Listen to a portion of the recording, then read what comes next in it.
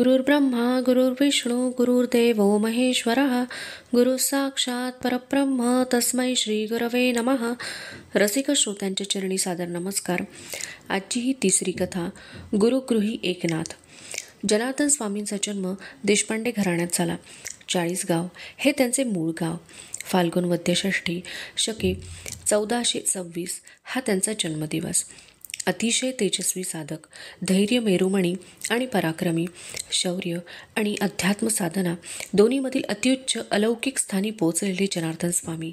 तो काळ होता यवन सत्तेचा. देवगड उर्फ दौलताबादचे मुख्याधिकारी म्हणून जनार्दन स्वामींनी पदभार स्वीकारला. अत्यंत न्यायी, प्रामाणिक, करारी स्वभावाचे सत्पुरुष म्हणजे जनार्दन स्वामी.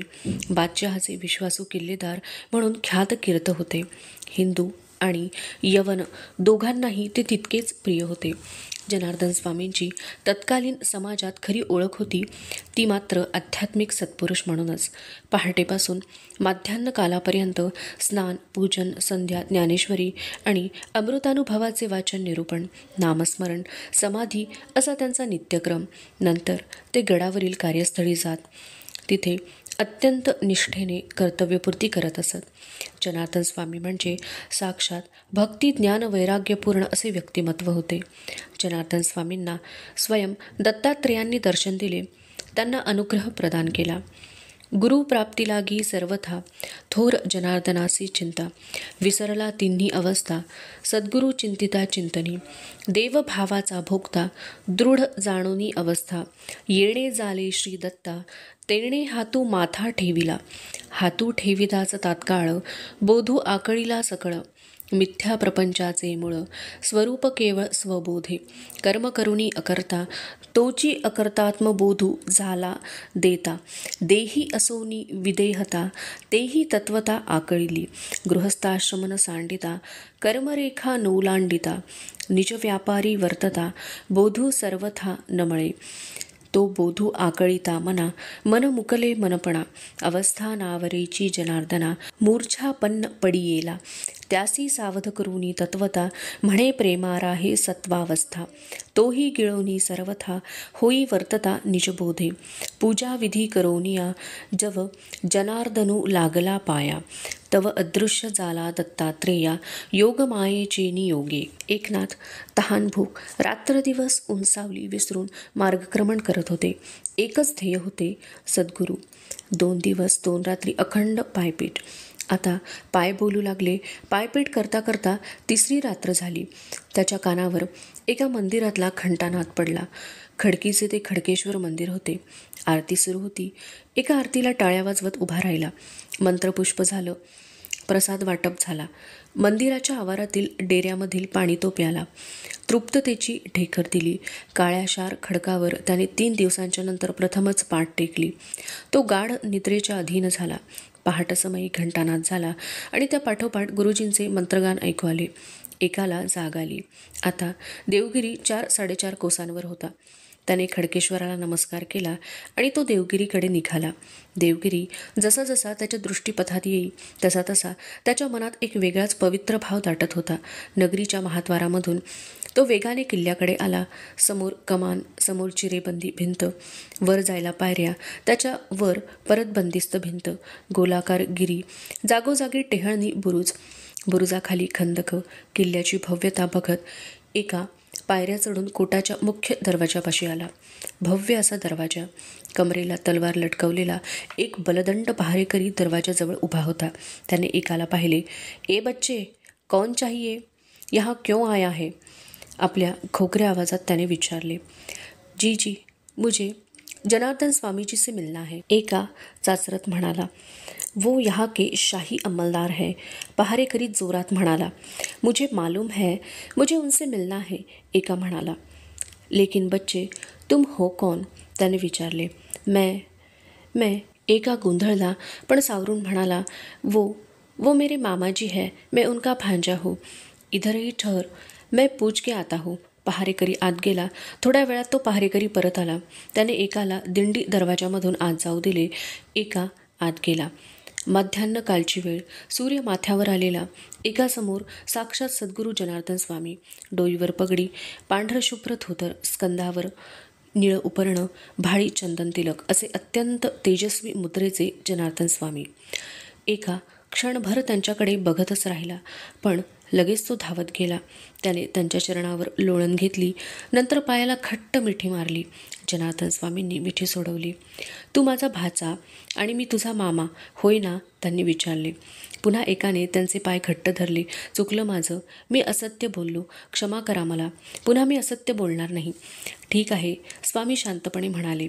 पण तुझं नाव काय, कोण तू? मी एकनाथ. मला सारी जणं एका म्हणतात. माझा मूळ नक्षत्रावर जन्म झाला. मी जन्मलो आणि माझे आईबाबा गेले. माझा सांभाळ आजी आजोबांनी केला. स्वतःच्या तोंडून एकाने आजी आजोबांचा उल्लेख केला आणि त्याच्या डोळ्यांमधून अश्रू गळू लागले. आजी आजोबांच्या स्मरणानं गहिवरलास. खूप प्रेम करतात ना ते तुझ्यावर, स्वामींनी विचारले. एकाने मानेनेच होकार दिला. स्वामींनी विचारले, त्यांना सांगून त्यांची अनुमती घेऊन आलास? एकाने मानेने नकार दिला. बरं, पण तुला इकडे येण्यासाठी कोणी सांगितलं? स्वामींनी विचारले. एक वारकरी आजोबा होते, त्यांनी तुमच्याविषयी सांगितलं. एका म्हणाला. त्यांनी आपलं नाव पंढरी असं सांगितलं. माझ्या आजी आजोबांनाही तेच सांगतो असं म्हणाले ते आणि एकदम गुप्तच झाले. पांडुरंगा विठ्ठला, स्वामींनी हात जोडले. अरे, तो तर साक्षात विठ्ठल, त्यानंच तुला माझ्याकडे पाठवलं. पण मला परत घरी पोचू नको. मला इथंच आपल्या छत्रछायेखाली राहू द्या. मी सगळी कामं करीन. झाडू मारीन, साफसफाई करीन, पाटपाणी, उष्टशेण करीन, पाणी भरीन, कपडे धुणं, भांडी घासणं करीन, लाकडं फोडीन आणि बरं का, मी पूजेची भांडी उत्तम घासतो, गंध उगाळतो, फुलं खुडून आणतो. आजोबा म्हणतात की माझा एका पूजेची तयारी उत्तम करतो. एका परत गप्प झाला, अबोल झाला. तू इकडं आलास, आता आजोबांच्या देवपूजेची कोणतरी तयारी करणार? स्वामींनी विचारले. एका मात्र गप्प झाला. जनार्दन स्वामींनी स्मितहास्य केले. ठीक आहे, देवानंच धाडले तुला. त्याच्या इच्छेची पूर्ती करणं हे आपलं कर्तव्य आहे. एकाचे मामा जनार्दन स्वामी आणि मामी लक्ष्मीबाई. घर किल्लेदाराचे, अंमलदाराचे, दास दासी चाकर मोठ्या संख्येने होते त्या घरात. पण एका मात्र गुरुसेवेत कुठेही कमी पडला नाही. मामा मामींच्या आधी उठावे, प्रातर्विधी स्नान उरकावे, सेवकांबरोबरीने कामाला लागावे.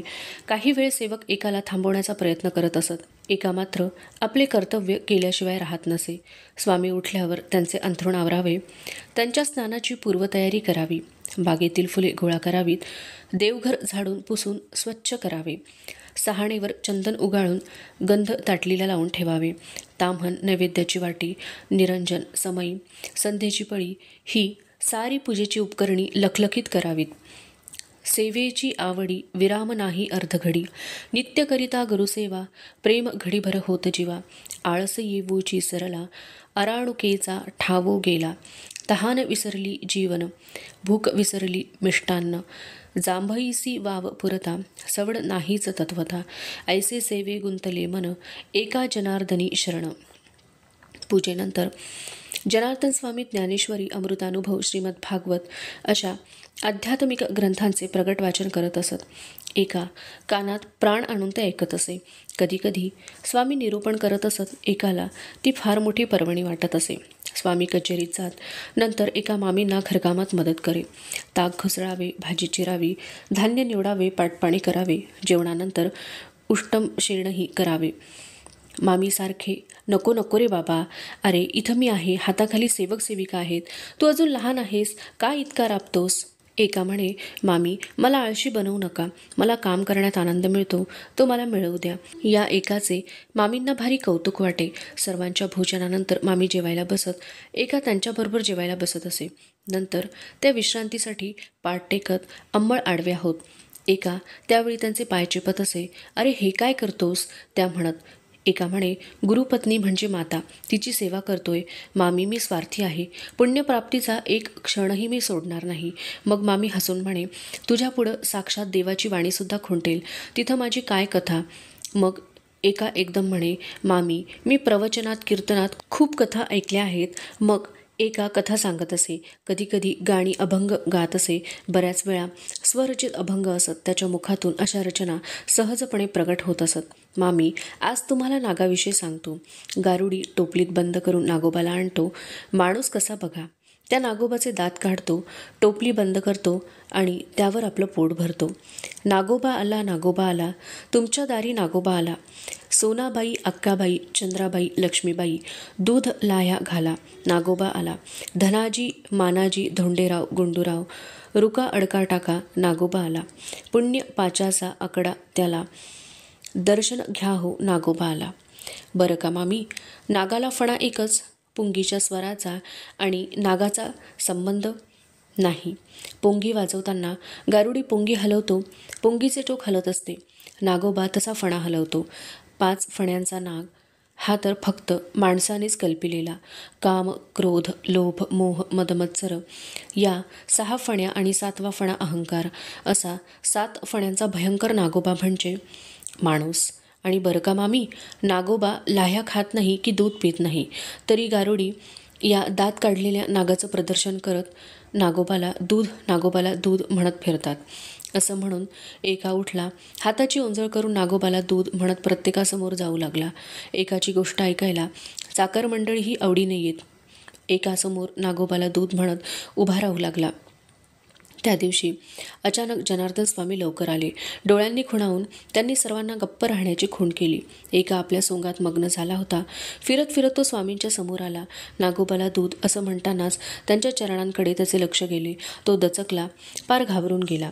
हळूहळू मान वर करून त्यांच्या मुखाकडे पाहिले. स्वामींचा चेहरा क्रुद्ध झाला होता. नेत्रांमधून तर क्रोध ओसंडत होता. कोण आहेस तू? स्वामी कठोर स्वरात गरजले. खरं सांग, कोण आहेस तू? एका थरथरू लागला. तो म्हणाला, मी एकनाथ. माझा जन्म मूळ नक्षत्रावर झाला. मी जन्मताक्षणी माझे आईबाबा देवाघरी गेले. माझा सांभाळ आजी आजोबांनी केला. ते मी ऐकले. स्वामी परत गरजले, याहून अधिक काय ते सांग. अधिक म्हणजे मी आजी आजोबांना न सांगता गुरुच्या शोधार्थ निघालो. मार्गात पंढरी आजोबांनी आपलं नाव गाव सांगितलं. मी इथं आलो. प्रवेश मिळवण्यासाठी खोटं बोललो, पण एकदाच बोललो, नंतर परत नाही खोटं बोललो. एका म्हणाला, पण स्वामींचे समाधान नाही झाले. हे मला ठाऊक आहे. आणखी काय माहिती आहे तुझी? बोल, सांग मला. स्वामी म्हणाले, आणखी काय सांगू? एक गोष्ट आठवली. माझे आजोबा सांगतात की त्यांचे वडील म्हणजे माझे पणजोबा खूप मोठे होते. अध्यात्मातले अधिकारी पुरुष होते. भानुदास महाराज त्यांचं नाव. एका म्हणाला. स्वामींनी एकाला जवळ घेतले. एकनाथा, अरे तो तर परमपुण्यात्माच. तू त्या महान संताचा. तुझ्या श्रद्धेत, तुझ्या सेवेत, उपासनेत त्याचे आशीर्वाद आहेत. तुझ्या मुखातून प्रगट होणारं सृजन. आज मी धन्य झालो. बोलता बोलता एकदम जनार्दन स्वामींचा स्वर बदलला. तू मला गुरु मानतोस. एक गुरु म्हणून मी तुला आज्ञा करतो, आजपासून तूही घरातली कामं करायची नाहीस. तू साधना करायचीस. माझ्याबरोबर कचेरीत यायचंस. तिथं मला माझ्या कर्तव्यकर्मात सहकार्य करायचंस. एकाने स्वामींच्या चरणांवर नम्रपणे आपले मस्तक ठेवले. जनार्दन स्वामींनी त्याला उठवले. एका हात जोडून म्हणाला, स्वामी, माझी एक विनंती आहे. ती आपण मान्य करावी. इतर कामं आपल्या आज्ञेनुसार मी करणार नाही, पण आपल्या देवपूजेची तयारी मात्र मीच करणार. स्वामी घईवरून गेले. एकाच्या डोक्यावरून वत्सलतेने हात फिरवत म्हणाले, तुझा हट्टच इतका गोड आहे, तो मीच काय कोणीही मान्य करेल. धन्यवाद.